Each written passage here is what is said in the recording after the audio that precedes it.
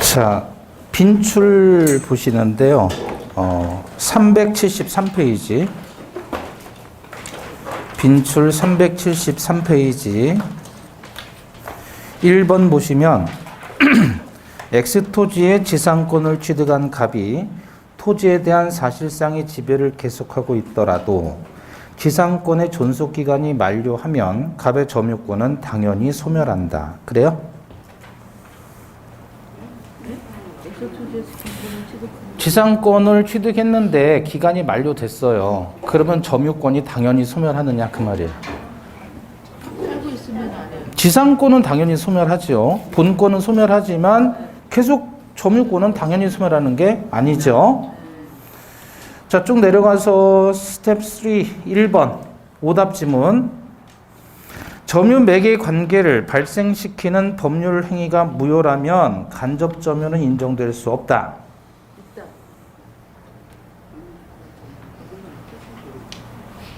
네? 점유 매개 관계가 유효이든 무효이든 상관없이 간접 점유는 인정되잖아요. 그죠? 틀렸죠? 넘겨보시고. 갑이 을로부터 임차한 건물을 을의 동의 없이 병에게 전대한 경우, 전대차한 경우 을만이 간접점자이다. 그래요? 아니요.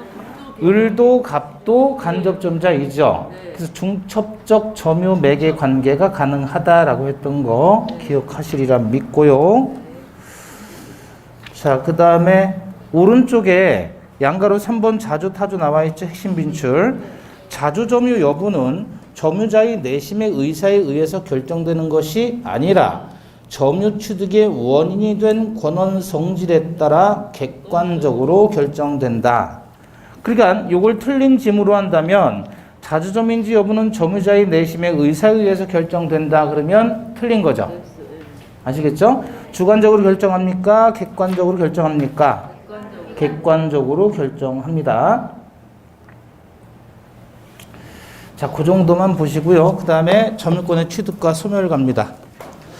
교과서 257페이지 보시면 점유권을 취득한다 그랬을 때 원시 취득, 승계 취득 뭐 이런 거 있고요. 간접 점유를 취득한다 뭐 그것도 점유 매개 관계를 통해서 취득하는 거죠.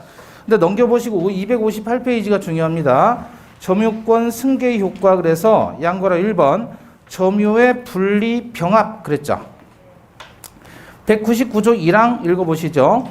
점유자의 승계에는 자기의 점유만을 주장하거나 자기의 점유와 전점유를 여러 주장할 수 있다. 2항 전점유의 점유를 여러 주장하는 경우에는 그 하자도 승계한다. 자, 칠판 보시죠, 이제. 지금 갑이 점유를 했고, 그 다음에 을이 점유를 했고, 가운데에서 점유가 어떻게 된 거죠? 승계된 겁니다. 그래서 갑의 점유가 악의로 15년을 점유하고요. 을의 점유가 선의로 5년을 점유했다. 이렇게 이제 점유가 된 거예요. 갑이 점유하다가 을에게 점유를 넘겨줬습니다. 그럼 을이 점유한 기간은 몇 년이에요? 5년이죠, 5년. 갑이 점유한 기간은 15년이죠. 이랬을 때 을이 자신의 점유를 주장한다. 예를 들어 취득시효 같은 경우에는 20년의 점유가 필요하거든요. 그럼 20년을 꼭 자기 혼자 점유해야 되는 것이 아니라 앞사람의 점유를 합쳐서 주장할 수도 있는 거고 아니면 자기만의 점유를 따로 주장할 수도 있는 거예요. 그래서 을이 점유를 분리시킵니다. 자기만의 점유만을 분리시킨다 그거예요. 그러면 어떻게 되냐면 점유를 분리하거나 아니면 점유를 같이 합산할 수 있어요. 병합이라는 건 합산이라고도 표현합니다. 같이 점유를 주장하거나 아니면 분리시키거나 즉 을만의 점유를 주장하거나 아니면 앞사람의 점유를 합쳐서 주장하는 거예요. 그러면 점유를 분리하게 되면 을은 선의로 한 점유 5년만을 주장하게 되는 거고 점유를 병합시키면 20년을 주장하는 거예요. 앞사람이 15년 자기 거 5년 하니까 20년이잖아요. 다만 이렇게 점유를 승계할 때 또는 병합할 때 또는 합산할 때 같은 표현이에요. 병합 또는 승계 또는 합쳐서 계산한다, 합산한다. 이렇게 표현하는데 이럴 때에는 이항에 따라서 그 뭐도 하자도 같이 승계를 해야 되는 거예요. 그래서 악의로 20년을 주장하게 된다 그 얘기예요. 20년 주장하려면 자기만의 점유를 분리시키고자 한다면 선이 5년을 주장하는 것이고, 그죠? 앞사람의 기간까지 합쳐서 주장한다 그러면 하자를 승계해야 되니까 선이 20년이 아니라 악의 20년이 되는 거예요. 하자가. 앞사람의 점유의 하자가 악이니까. 하자 있는 점유와 하자 없는 점유 이렇게 나눠보면 선의는 하자 없는 점유고 악의는 하자가 있는 점유예요. 그죠? 자주는 하자 없는 거예요. 타주는 하자 있는 거예요. 편안하게 점유했다 평온 점유 그래요. 공공연하게 점유했다 공연 점유 그래요. 평온하지 않은 거 뭐죠? 강력한 폭력으로 점유했다 강폭 점유 그래요. 공공연하다 여러 사람에게 드러낸 거죠. 그거 반대말은 뭐예요? 공연하지 않다 은밀하고 비밀스럽다 은비점유 그래요. 강폭점의 반대말은 평온점유. 그러니까 얘네들은 다 하자 없는 것이고 얘네들은 하자가 있는 것이다.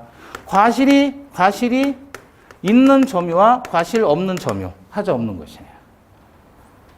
그래서 점유의 하자라는 건 이런 것들을 얘기하는 거예요. 이런 것들을 다 하자라고 한다. 그래서 그 하자가 승계되는 거예요. 기간 합산하면. 둘 중에 하나를 점유자 을이 뭐 할 수 있는 거 이거? 선택할 수 있는 것이에요. 그게 199조 1항입니다. 자, 점유자의 승계인은 자기의 점유만을 주장하거나 자기의 점유와 전 점유자의 점유를 아울러 주장할 수 있다. 그 말은 자기의 점유만을 주장한다 점유의 분리, 자기 점유와 전 점유자의 점유를 아울러 주장한다 점유의 합산 또는 승계 또는 병합. 이해되셨어요? 다만 이 항에서 합산할 때, 승계할 때는 전 점유자의 점유를 합산해서 주장할 때에는 뭐도 승계한다, 하자도 승계한다. 그 하자가 뭐다? 이런 것들을 하자라고 한단 말이야. 악의 점유, 타주 점유, 강폭 점유, 은비 점유 이런 것들. 이해되시나요? 네. 자, 근데 이제 문제가 있어요. 칠판 보시고 갑이 피상속인이고 을이 상속인이에요. 그러니까 아버지고 아들이에요. 그러면 이 경우 상속이 개시됐다라고 표현합니다. 상속이 개시됐다. 그 말이 무슨 말이에요? 사망했다. 피상속인이 사망했다는 거예요. 아버지가 사망했다. 그게 상속이 개시됐다라고 하는 거예요. 그럼 이때 상속인의 경우에는 피상속인이 예컨대 악의로 15년 점유했고 상속인이 선의로 5년 점유했단 말이에요. 자, 이렇게 되면 상속인은 어떻게 되느냐? 아버지의 점유가 자식의 점유로 그대로 넘어가는 거예요. 예? 아버지 얼굴에 만약에 점이 있으면 아들 얼굴에도 점이 있는 거잖아요. 그걸 뭐라 그러죠? 부점자점. 부점자점. 아빠 얼굴에 점 있으면 아들 얼굴에도 점 있다. 부점자점의 원칙이에요. 예? 무슨 뜻이냐면 상속인은 무조건 승계하는 거예요. 얘는 자기의 점유를 분리해서 주장할 수가 없어요. 상속이라면. 이해되셔요? 그래서 우리 판례가 뭐라고 하냐면 을은 새로운 권원에 의한 자신만의 독립한 점유를 개시하지 않는 한 피상속인의 점유를 떠나 을 자신만의 점유를 주장하지 못한다. 그래서 무조건 점유를 뭐 해야 돼요? 승계해야 된다 그거예요. 근데 만약에 승계하기 싫으면 어떻게 하란 말이에요? 새로운 권원에 의한 독립한 점유를 해야 되는 거예요. 새로운 권원에 의한 독립한 점유를 한다면 이때는 분리해도 돼요. 분리해도 되는데 새로운 권원에 의한 독립한 점유를 개시하지 않았다면 상속 가지고는 새로운 권원으로 할 수는 없다. 상속 다시 말하면 새로운 권원에 해당한다는 게 새로운 권원이 아니라는 거예요. 새로운 권원이 아니라는 거예요. 을이 새로운 권원이 있어야 되는 거예요. 그러면 그때 자기만의 점유를 분리 주장해도 되는 거예요. 근데 새로운 권원이 예를 들어 어떤 거냐? 예를 들어 아버지가 있었고 아들이 있었지만 상속 외에도 일단은 매수를 했단 말이에요. 아버지로부터 아들이 매매 계약을 했어요. 매매. 그럼 이거는 상속 아닌 새로운 권원에 해당하잖아요. 그래서 을이 독립한 점유를 개시했다면 이때는 을만의 점유를 주장할 수 있다는 얘기예요. 그렇지 않다면 무조건 승계하라는 거예요. 그래서 상속의 경우에는 점유의 분리가 인정되지 않습니다. 상속인이라도 얘가 매매라든지 또는 교환이라든지 등의 새로운 권원이 있어야 돼요. 이런 새로운 권원에 의해서 자신만의 점유를 주장한다면 그러면 그때는 자신만의 점유를 분리 주장해도 되는 거지만 그러한 새로운 권원이 없다면 상속에서는 자신만의 점유를 분리 주장할 수 없다. 이해되셔요?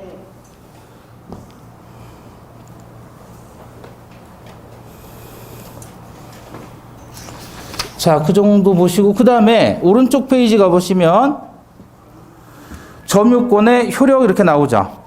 그거 보겠습니다. 정리하면 상속은 새로운 권원이다, 새로운 권원이 아니다. 새로운 권원이 아니니까 상속인은 무조건 승계하는 겁니다. 만약에 자기만의 점유를 분리 주장하고자 한다 그러면 어떻게 하란 말이에요? 새로운 권원에 의한 독립한 점유를 개시해야 된다.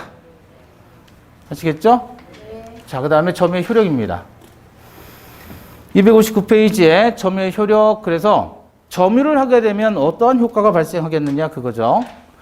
자, 일단 점유를 하게 되면 추정력이 발생해요. 칠판 보시고 추정 나오면 뭐하고 일단은 구별하셔야 돼요?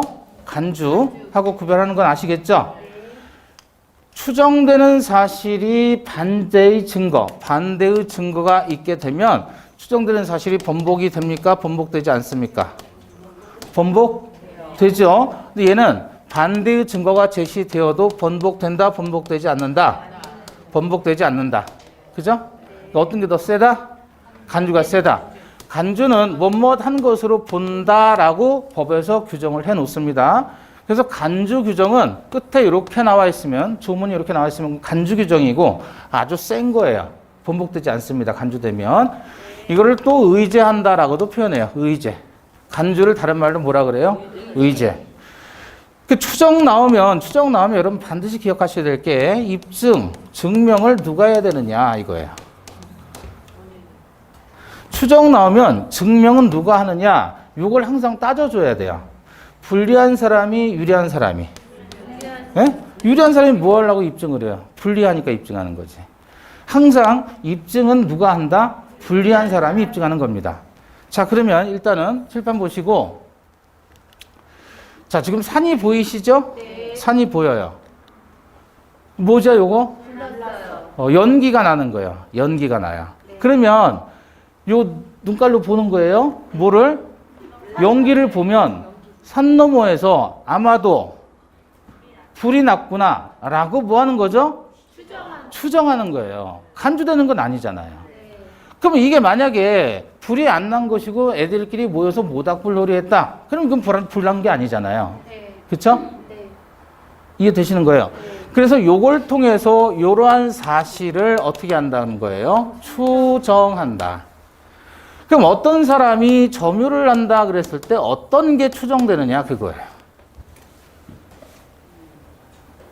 여러분 지금 옷을 입고 있죠? 네. 그 옷을 입고 있다는 말은 옷을 점유하는 거잖아요. 네. 그걸 통해서 어떤 것들이 추정이 되느냐 그게 점유 추정력입니다. 세 가지가 추정이 됩니다. 첫 번째, 점유 태양이 추정돼요. 점유 태양. 태양이 뭐라 그랬죠?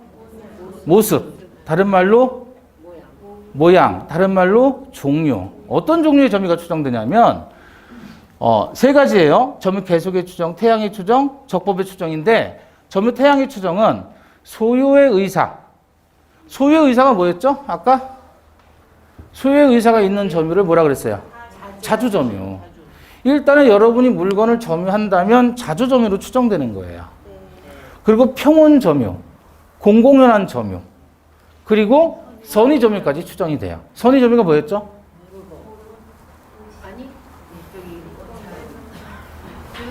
오신하는 점이요. 오신하는 점. 예? 악의 점은 악의심.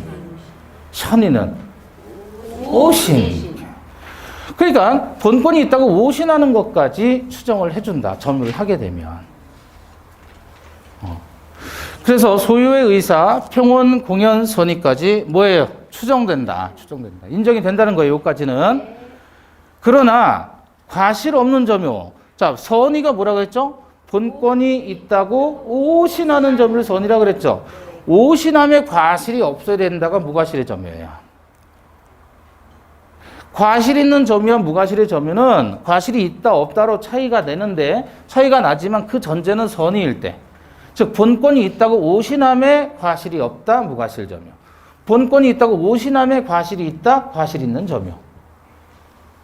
그러니까 과실과 무과실은 선의의 하위 개념입니다. 선의일 때 과실이 있고 없고가 나오는 거예요. 그러니까 무과실이라는 건 과실이 없다는 말이죠. 네. 뭐에 대해서? 본권이 있다고 믿는 것에 대해서 과실이 없다. 다만 이 무과실은 추정해주지 않아요. 무과실은 추정되지 않습니다. 그래서 일단 점유를 하고 있다면 그 사람은 소유의 의사로 평온하고 공연하게 선의까지 점유한 것을 추정해주지만 무과실은 추정하지 않는다. 이게 점유 태양의 추정이에요. 191조 1항에서. 자, 그래서 거기 보시면 191조 1항 나와 있죠. 점유자는 소유의 의사로 선의, 평온 및 공연하게 점유한 것으로 추정한다. 그랬잖아요. 그죠? 네. 자, 그 다음에 점유 계속의 추정입니다. 칠판 보시고요. 198조인데 전후예요. 전후. 이 시점과 이 시점을 전이라고 하고 후라고 하잔 말이에요. 그럼 양시점에 점유를 했단 말이에요. 갑이 이렇게 양시점에 점유를 했다. 그러면 예를 들어 여러분 학원에 오신 게 10시예요. 10시. 학원 끝나는 게 2시예요. 그러면 10시 시점에 책상에 앉아 계셨고 2시 시점에 책상에 앉아 계셨으면 몇 시간이에요, 총? 4시간 공부한 것으로 뭐 한다? 추정한다. 근데 사실상 4시간 공부한 건가요? 쉬는 시간 빼야 되겠죠? 네. 쉬는 시간에 공부 안 하셨잖아요. 네. 그죠? 그리고 눈은 떠 있지만 머릿속은 생각이 비어 있을 수도 있죠? 네. 잡념 생각할 수도 있잖아요. 그런 거 다 빼면 4시간은 아니잖아요. 네. 그쵸? 제 예전에 고시 공부할 때 스톱워치로 시간을 체크해서 매일매일 일기에다 썼어요. 그럼 한 달 평균 이제 공부 시간이 계산이 되잖아요. 하루 평균 공부 시간하고. 그죠? 근데 스톱워치로 이제 이걸 체크를 하는데 화장실 가는 시간을 빼야 되겠죠? 네. 담배 피는 시간도 빼야 되겠죠? 네. 밥 먹는 시간도 빼야 되겠죠? 다 빼는 거야. 한숨 쉬는 시간도 빼고. 오로지 책만 보는 시간. 누르고 책 보는 거예요. 쉴 때는 다시 스톱워치 누르고. 그렇게 해서 체크를 했더니 하루에 최대로 공부한 시간이 17시간이에요. 최대로.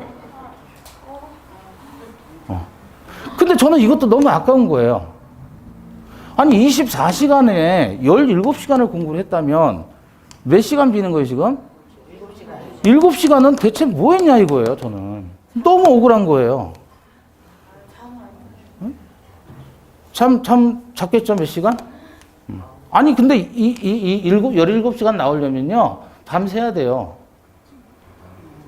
이렇게 안 나와요. 평균 몇 시간 나오냐면 8시간에서 7시간 나오더라고요. 평균. 아무것도 안 했는데 하루 종일. 고시원에 있는데 뭐 할 게 뭐 있어요. 진짜 이거밖에 안 나와요. 근데 이걸 이렇게 했다는 말은 밤샌 거예요. 그리고 이틀을 자는 거예요. 이틀. 아니 이렇게 하면 뭐하냐고. 이틀을 자는데. 이게 꾸준한 게 최고예요. 꾸준한 게. 진짜 실적 안 나오는 날은요. 하루에 3시간도 안 나오는 적이 있어요.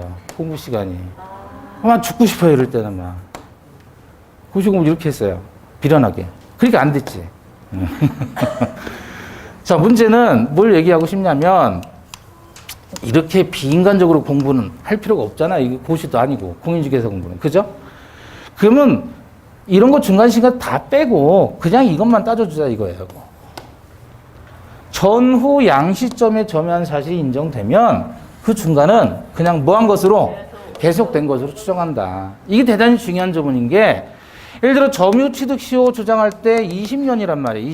20년 점유했다는 걸 주장하려면 매일매일 점유했다는 사실을 어떻게 다 입증하냔 말이에요. 그래서 최초 점유 시점 예를 들어 2000년 2001년 1월 5일 날 점유했다. 2021년 1월 5일 날 점유했다 그러면 20년 점유한 것으로 추정해 준다 이거예요. 요 시점과 요 시점.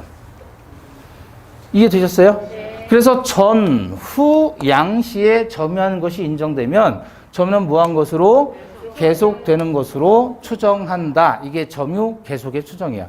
자, 근데 중요한 건 뭐냐면 중간에 점유자가 바뀌었어요.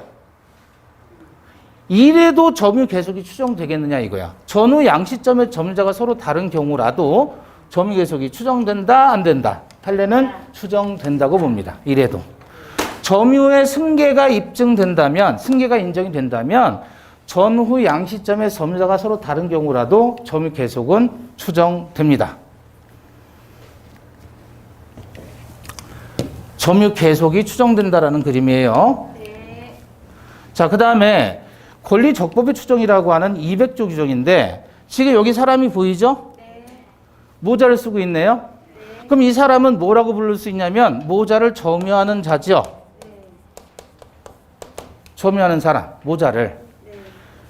그럼 점유자가 이 모자는 점유하는 물건이죠. 네. 그럼 얘가 모자를 쓰고 있다면 아마도 얘가 어떤 권리가 있지 않겠어요? 그죠? 모자에 대한 권리가 있으니까 그 권리를 지금 행사하는 모습일 거 아니에요. 네. 아마도 어떤 권리가 있을 것이다. 그 권리가 뭐겠어요? 본권이다 그거예요.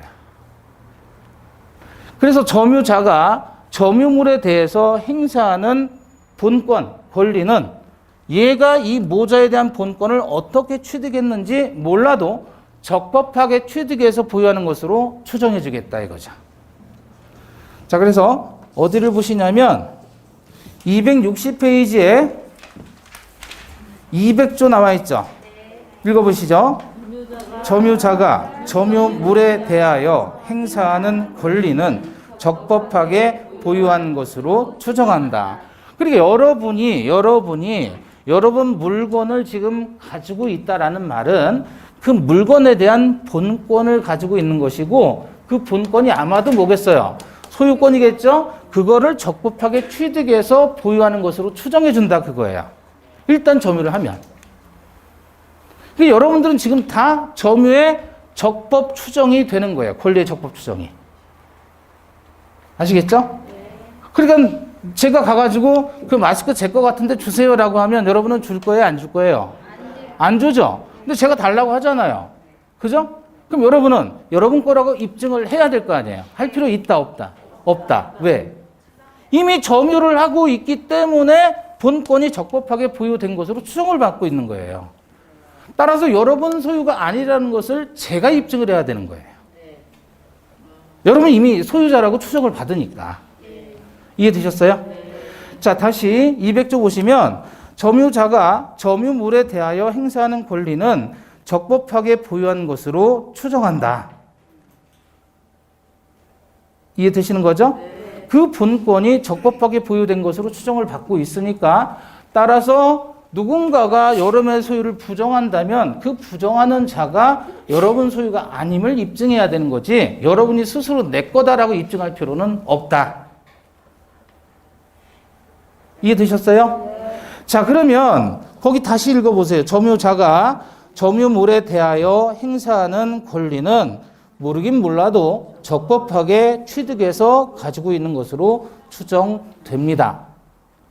따라서 동산에 대해서는 여러분의 점유를 통해서 본권을 추정해 주는데 부동산에도 이 규정이 적용되겠느냐? 이게 문제가 돼요.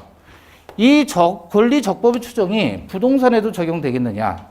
자, 부동산은 A라는 사람이 등기를 해놓고 B라는 사람이 여기서 이 등기된 부동산에서 농사를 짓고 있다. 그럼 이 사람은 점유를 하는 사람이고 이 사람은 등기 명의자죠. 누가 소유자로 추정됩니까? 부동산은.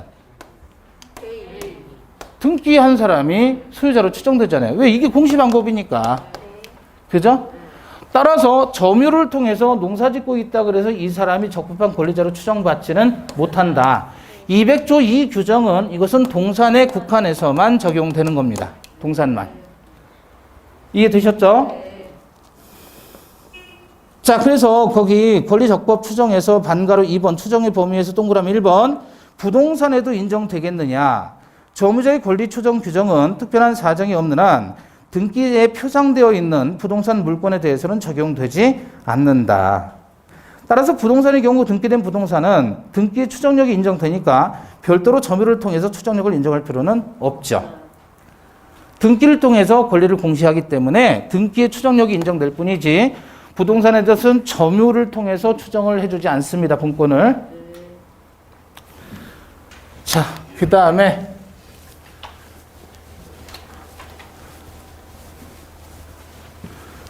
점유권 파트에서 가장 중요한 파트가 바로 이 파트입니다. 점유자와 회복자의 관계. 자, 지금 여기 점유자씨예요. 성은 점이고 이름은 유자예요.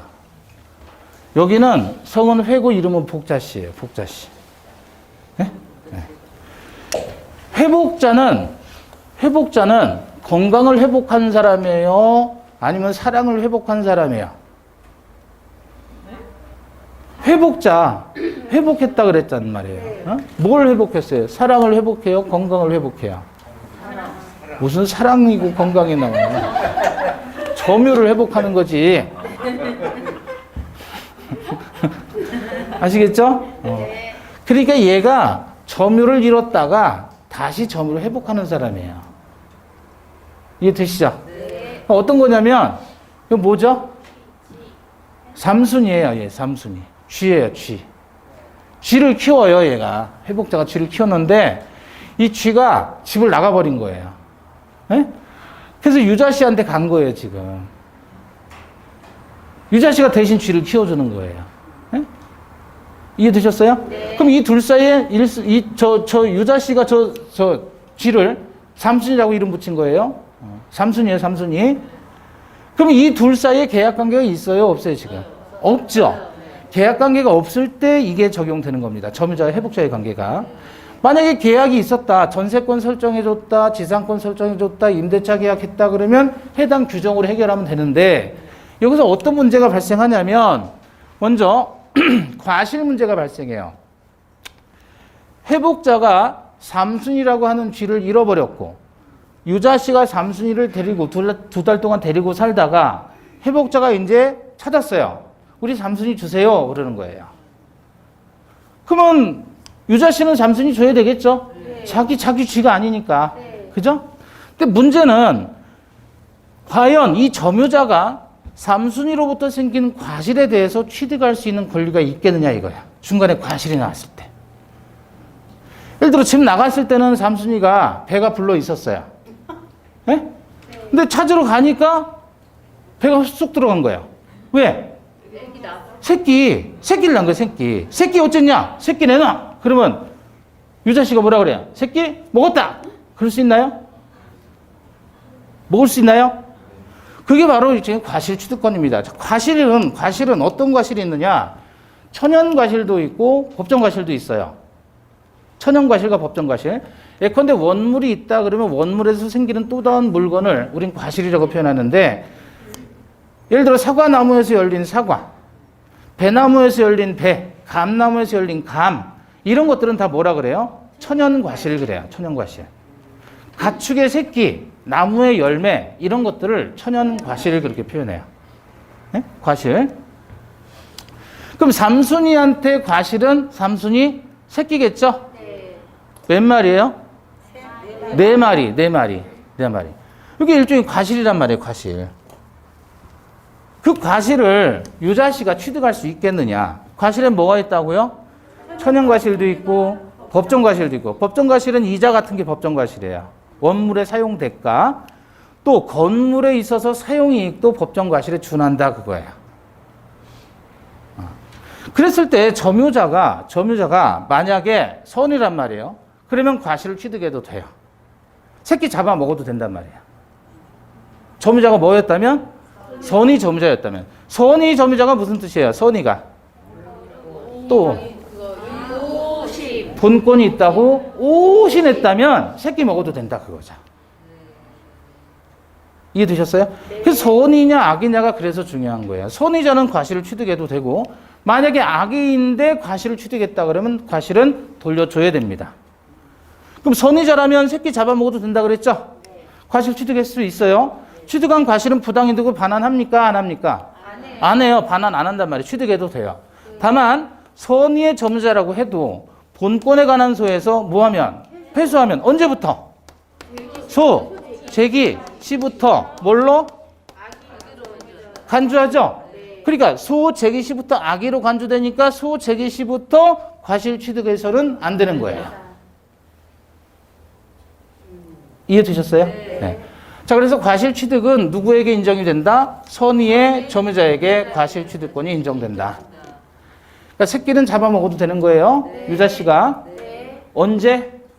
선의의 점유자일 때. 취득한 과실은 부당이득으로 반환하지 않습니다. 그래서 소, 제기 시부터 악의로 간주하니까 요때부터는 과실을 반환해야 된다. 문제를 엮으면 꽤 복잡해지겠죠? 예. 자, 두 번째, 멸실 훼손에 대한 책임이에요. 뭐죠? 그림이? 그릇이에요, 그릇. 그릇. 점유자가 점유자의 과실로 점유물을 뭐 했어요? 멸실 훼손시킨 거예요. 예? 예. 그럼 이제 회복자가 와가지고 우리 잠수님 주세요 그랬더니 그릇을 주는 거예요. 그릇. 그릇에 뭐 남았어요? 다리 2개 남은 거예요. 다 먹고. 다리 2개. 그럼 남으면 다리 2개 남았으면 그것만 주면 돼요. 다 주지 않고. 예? 끓여 드신 거예요, 지금. 끓여 드시는 중에 회복자가 와가지고 달라고 한 거예요. 그러면 남은 거 그냥 다리 2개만 주면 되는 거예요. 다리 2개 남았어요. 왜 다리가 2개 남냐면 점유자가 선의이고 동시에 뭐예요? 자주점이란 말이에요. 그러면 지금 남아있는 현재 존재하는 이익만을 반환해 주면 됩니다. 선자 현존이익이에요. 선자 현존이익. 그럼 만약에 악의이거나 혹은 타주라면 어떻게 되죠? 손의 전부를 다 배상을 해줘야 돼요. 손의 전부를. 선자 현존이익이에요. 선자 현존이익. 선자 현존이익. 악이나 타주라면 어떻게 된다고요? 손의 전부를 배상해야 된다. 자, 그럼 연습해봐요. 지상권이 있다고 오신한 점유자예요. 자, 오신했으니까 뭐죠? 오신했으니까 전이죠. 오신한 권리가 뭐예요? 그러면 얘는 소유의 의사가 있는 권리, 소유의 의사가 없는 권리? 있어요? 지상권은 타인의 토지를 빌려서 사용하는 권리가 지상권이에요.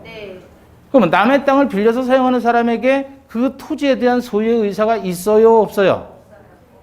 없죠. 그리고 얘는 뭐예요? 타주예요, 타주. 그러면 선의이자 동시에 타주잖아요. 이때는 손의 전부 현존이. 손의 전부가 되는 거예요. 언제만 현존이익이에요? 선의 플러스 자주일 때만 현존이익. 선자 현존이익.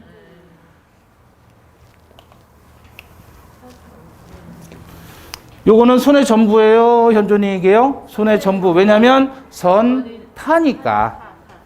다시 연습해봐요. 전세권이 있다고 오신했다. 오신했으니까 뭐죠? 오신했으니까. 선이죠. 선인데 믿은 분권이 뭐예요? 전세권이죠. 전세권자는 소유의 의사가 있어요? 없어요? 없잖아요. 소유하려는 의사 자체가 없잖아요. 전세권인데. 그럼 얘는 선타죠? 따라서 손의 전부 현존이. 손의 전부. 그럼 만약에 소유권이 있다고 오신했다 그랬어요. 오신했으니까 선이죠. 오신한 본권이 무슨 권? 소유권. 그럼 소유권이 있다고 믿은 사람은 소유의 의사가 있다 없다?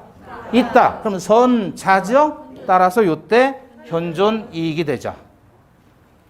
이런 식으로 판단을 해주시면 돼요. 문제 나왔을 때. 이해되셔요? 네. 자, 세 번째입니다.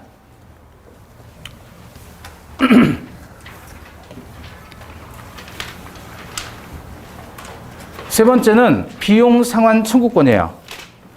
자, 261페이지에 과실취득권 나와 있고요. 그 다음에 262페이지에 점유물의 멸실 훼손에 대한 책임 나와 있죠. 요거 선자 현존이익이다. 그 다음에 263페이지 양가로 3번에 점유자의 비용 상환 청구권 그랬죠. 자, 그거 볼 거예요. 칠판 보시고. 점유자가 있고 회복자가 있을 때 점유를 회복하는 사람입니다. 그래서 여기서 점유자가 회복자에게 그러면 삼순이 돌려줄 테니까 내가 삼순이 데리고 있으면서 들어간 비용을 내놔라 라고 요구를 하는 거예요. 그걸 비용 상환 청구권이라고 하는 거예요. 아시겠죠? 누가 누구에게 달라는 거예요? 점유자가 회복자에게 얘 소유의 쥐를 대신 키워줬잖아요. 2달 동안 예를 들어서. 그럼 2달 동안 들어간 사료값 등등등이 있을 거 아니냔 말이에요. 그거 달라고 요구하는 거예요. 그게 비용상환 청구. 그러니까 비용은 2가지입니다. 필요비가 있고 또 뭐예요? 유익비가 있다. 근데 필요비 옆에 쥐가 있잖아요.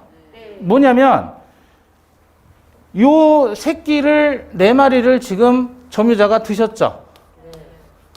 드셨잖아요. 그러면 과실을 취득한 거죠? 과실을 취득했잖아요. 네? 그러면 통상 들어가는 필요비에 대해서는 퉁치는 거예요. 상환 청구 못 합니다. 새끼 잡아 먹었으니까 그 이익을 받았잖아요. 그러니까 비용, 필요비 같은 거는 청구하지 못한다 그거예요. 과실을 취득한 점유자는. 이해되셔요? 새끼 먹은 값으로 사료값을 퉁친다 그 얘기입니다. 그럼 필요비하고 유익비를 나눴을 때 필요비는 필요한 비용이고 유익비는 유익한 비용이에요? 필요비는 뭐예요? 그 물건의 가치를 유지하기 위해서 들어가는 비용이 필요비. 그 물건의 가치를 증가시키기 위해서 들어가는 돈이 유익비가 되는 거예요. 이해되셨어요? 그러니까 예컨대 사료값 같은 것들은 무슨 비에 해당한다? 필요비에 해당한다. 사료값은. 네? 쥐 사료값. 그럼 유익비다 그러면 이 쥐가 너무 힘들어하는 거예요. 삼순이가 여름에. 그래서 여름에 쥐 잡아줬어요. 그 쥐가 쥐고기를 먹고 돼지같이 큰 거예요. 돼지 같은 쥐. 그러면 이건 유익비죠. 아, 쥐가 쥐고기를 먹었다고요. 쥐고기를 먹어가지고 돼지같이 커졌어요. 돼지 같은 쥐예요, 이거. 돼지를 보여요, 돼지? 네. 그 옆에다 쓰세요, 그림에다가 돼지 같은 쥐 이렇게. 돼지가 된 쥐. 그러면 이제 이렇게 커졌으니까 양이 많아졌잖아요. 네. 가치가 증가했죠? 네. 그래서 유익비를 그렇게 표현한 거예요. 돼지 같은 쥐. 이렇게. 돼지가 된 쥐. 자, 다시. 그래서 필요비와 유익비를 지출했을 때는 어떻게 되냐면 필요비의 경우에 과실을 취득한 점유자는 통상 필요비 상환 청구하지 못합니다. 과실을 취득한 점유자는 과실 취득한 점유자는 유자씨가 새끼 잡아먹으면 통상 들어가는 필요비 사료값은 청구하지 못해요. 사료값하고 과실하고 퉁치겠다 이 얘기예요. 이해가 돼요? 네. 두 번째 유익비에 대해서는 가액의 증가가 현존해야 됩니다. 가액의 증가가 현존해야 돼요. 가액의 증가가 현존한다. 네? 네. 근데 만약에 비용을 투입했는데 가액의 증가가 현존하지 않아요. 예? 예를 들어 제가 아파서 병원을 갔다 그러면 그거는 병원 간 돈은 제 건강을 유지하기 위한 무슨 비? 필요비에 해당하는 거잖아요. 그죠? 제가 예를 들어 쌍꺼풀이를 했어요. 수술을. 예? 그게 유익비에 해당하느냐 그 말이에요. 수술한다고 제 가치가 올라가나요? 뭐가 올라가요? 아니 쌍꺼풀이 한다고 강의를 더 잘하게 돼요? 그건 아니잖아요. 아, 보는 거는 익숙해지면 되잖아요. 안 그래요? 이 쌍꺼풀이 있으면 더 집중이 잘 될 것 같아요? 네. 이씨, 죽여버릴까 보다. 아니, 그러니까 제가 뭘 얘기하고 싶냐면 비용을 투입을 하잖아요. 투입을 하면 가액의 가치가 증가가 돼야 되죠. 그럼 요거는 유익비라고 하는 건데 지금 제가 쌍꺼풀이를 한다 그러면 가치 증가가 안 된다고 가정했을 때 요런 것들 우리가 사치비라고 표현하는 거예요. 낭비. 그거하고 유익비를 구별하자는 얘기예요. 사치비하고 유익비하고. 가액의 증가가 현존했을 때 유익비가 돼요. 근데 비용을 투입했는데 가액 증가가 현존하지 않아요. 현재 존재해야 되는데 가액 증가가 존재하지 않아요. 그러면 그건 사치비라고 표현하는 겁니다. 아시겠죠? 사치비. 그때는 지출한 금액 또는 가치 증가액이에요. 지출 금액이 쥐고기 값이 예를 들어서 10만 원이었다. 근데 이게 돼지 같은 쥐가 되니까 판매 가격이 10만 원에 팔리던 게 20만 원에 팔린다. 그러면 가치 증가액은 얼마예요? 10만 원이란 말이야. 예? 아, 요것도 10만 원 하면 안 되겠네. 요거 한 7만 원 하고. 7만 원 하고 요거 10만 원 하고. 둘 중에 하나를 지출 금액, 쥐고기 값, 그다음에 가치 증가액 10만 원. 둘 중에 하나를 누구의 선택에 따라? 그럼 회복자의 입장에서는 돈을 주는 입장이에요? 받는 입장이에요? 줘야 될 입장이니까 얘가 선택하라는 거예요. 그럼 얘는 싼 거 선택해요? 비싼 거 선택해요? 당연히 싼 걸 선택하겠죠. 요걸 점유자의 선택에 따라 이렇게 하면 틀려요. 돈 줄 사람이 선택하라는 거예요. 자기가. 지출 금액이나 가치 증가액 중에 하나를 누구 선택? 회복자의 선택에 따라 누가 누구에게 상환 청구할 수 있다? 점유자가 회복자에게 달라고 요구할 수 있다. 필요비는 과실 취득했다면 청구 못하는 거고, 유익비라는 것은 가치 증가가 존재했을 때 한해서 지출 금액이나 또는 가치 증가액 중에 하나를 누구 선택에조차? 회복자의 선택에조차 누구에게 상환 청구한다? 점유자가 회복자에게 상환 청구할 수 있다. 이해 되셨어요? 네. 자, 그래서 점유자와 회복자의 관계, 요건 꼭 정리를 해 주셔야 됩니다. 그 다음에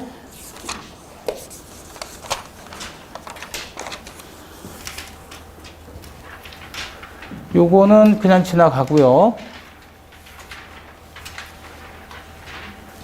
263페이지.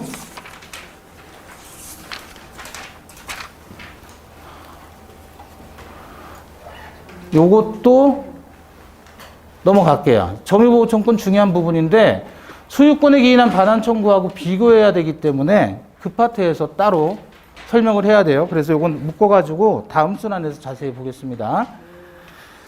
279페이지 가겠습니다. 279페이지. 소유권 파트. 자, 일단 개관을 하는데 소유권은 내용이 상당히 많아요. 내용이 상당히 많으니까 크게 한번 보시면 첫 번째 소유권의 의의, 그 다음에 부동산 소유권의 범위, 그 다음에 상린관계. 그래서 린자가 이웃 린자예요. 이웃 린자. 서로상 이웃지간의 관계다. 이걸 상린관계라고 해요. 상린관계. 내용이 많이 있습니다. 그 다음에 소유권의 취득 원인이 있는데 법률 행위에 의해서 취득하는 원인은 우리가 앞에서 본 거예요. 법률 행위에 따른 부동산 물권 변동, 법률 행위에 따른 동산 물권 변동 인도하여야 된다. 그런 얘기들 봤단 말이에요. 근데 여기서는 법률 규정에 따른 소유권의 취득 원인으로서 무주물 선점, 유실물 습득, 매장물 발견, 그 다음에 부합, 혼화, 가공, 취득 시효, 선의 취득 해서 토탈 몇 개? 둘, 넷, 여섯, 8개.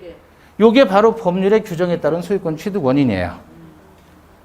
요게. 그 내용이 상당히 많으니까 일단 개괄해서 보는 거고, 다섯 번째 이제 물권적 청구권은 그래서 소유권에 기인한 반환 청구, 방해 제거 청구, 방해 예방 청구가 나옵니다. 그 다음에 공동 소유. 그래서 세 가지 형태, 공유, 합유, 총유라는 형태가 나오게 돼요. 그래서 요 부분이 소유권 전체에서 개괄적인 내용인데 이 중에서 가장 중요한 부분을 찾아봐라 그러면 뭐겠어요? 단연 요거예요. 요거 취득시효. 이게 제일 중요한 거예요. 이 파트에서. 그러니까 공부를 할 때 시험에 자주 나오고 중요한 부분을 많이 보는 게 좋겠어요? 무조건 처음부터 끝까지 열심히 보는 게 좋겠어요? 많이 나오죠. 그러니까 민법을 제가 강의하는 내용은 시험을 위한 강의를 하는 거지 민법 학을 얘기하는 게 아니에요. 그죠? 네. 그러니까 시험에서 중요한 거, 요게 제일 중요하고 또 하나, 요게 제일 중요해요. 요게. 이 두 개가 제일 중요한 거예요. 아시겠죠? 네. 취득시효와 공유, 요게 대단히 중요하다. 그 다음에 요것도 약간 중요한 논점들이 있어요. 그럼 별로 안 중요한 거 어떤 거냐? 안 중요해요. 안 중요해요. 안 중요해요. 안 중요해요. 안 중요해요. 안 중요해요. 요거 조금 나와요. 가끔. 그럼 이렇게 쳐보면 별로 나올 것도 없네요. 요거 조금 나와요. 조금. 양은 무진장 많은데. 그래서 요 위주로 해서 공부를 하시면 된다. 아시겠죠? 잠시 쉬었다가 보겠습니다.